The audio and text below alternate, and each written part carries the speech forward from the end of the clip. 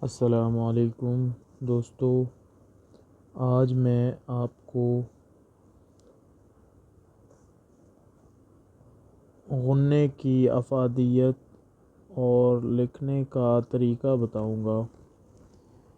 ये मैंने आपके सामने गुन्ना लिखा है।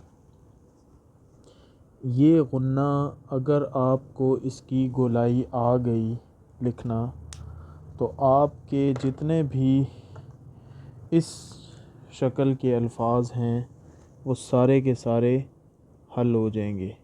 तरीक़ा इसका ये है, थोड़ा सा ऊपर से अलिफ़ की शक्ल में, फिर नीचे से इसको गोलाई कर दी। और याद रखें कि इसकी जो गोलाई है वो जैसे आपको पीछे जीम के बारे में बताया था, इसी तरह इसकी नीचे से गोलाई है। ये देखें, ये मैंने बारीक पेन से लिखा है और ये देख लें। और ये गोलाई बेज़वी शक्ल की है। देखें, जैसे अंडा होता है ना, गोल घूमता है। ये देखें, ये यहाँ से अंडे को घुमाएं और इसको घुमाएं, इसको आगे से जो भी कर ले। अब ये सीन भी बन जाएगा ऊपर से इसको थोड़ा सा सीधा करें और ये सीन भी बन गया, शीन भी बन गया,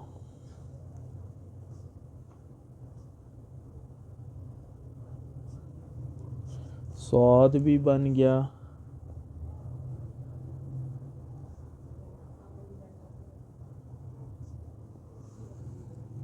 लाम भी बन गया। बात समझ में आई? ये गोलाई बड़ी मुश्किल से बनती है, लेकिन इसकी प्रैक्टिस अगर आप करेंगे तो इंशाअल्लाह ये गोलाई आराम से बन जाएगी। और बाज़ लोग ऐसे गोलाई बनाते हैं गोल करके। ये गोलाई जो है ये उर्दू राइटिंग में नहीं है, ये अरबी की लिखाई में है। और ये ख़त नसख है उसकी, ये नून है। जो उर्दू के अंदर आती है वो ये जो गोलाई है ये बिल्कुल अंडे की शक्ल की होती है।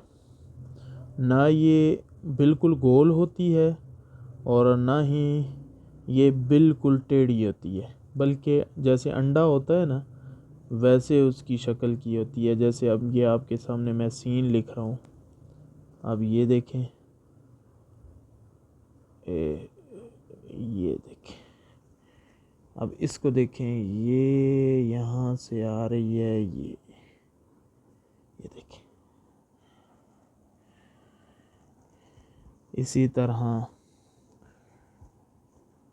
स्वाद। अच्छा, इसमें एक और चीज़ आप ध्यान रखें कि कहाँ पर इसको ख़त्म करना है। ठीक है, ये जो गोलाई है ये कहाँ से शुरू होगी तो कहाँ ख़त्म होगी। इसका बेहतरीन तरीक़ा ये है कि मैं नून गुन्ने में आपको समझा देता हूँ। ये आधे लफ्ज़ तक आएगी, अगर नून गुन्ना है तो आधे लफ्ज़ तक आएगी, और अगर सीन है तो फिर भी उसके सर से आधे तक आएगी, यानी पूरा ऊपर तक नहीं जाएगी। ठीक है, स्वाद में भी इसी तरह ही होगा, सारों में इस तरह होगी। इसकी खूबसूरती का हुस्न ही यही है।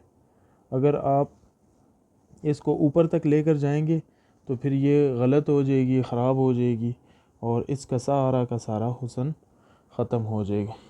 दोस्तों, मैं उम्मीद करता हूँ कि आपको मेरी वीडियो पसंद आई होगी। अल्लाह हाफ़िज़।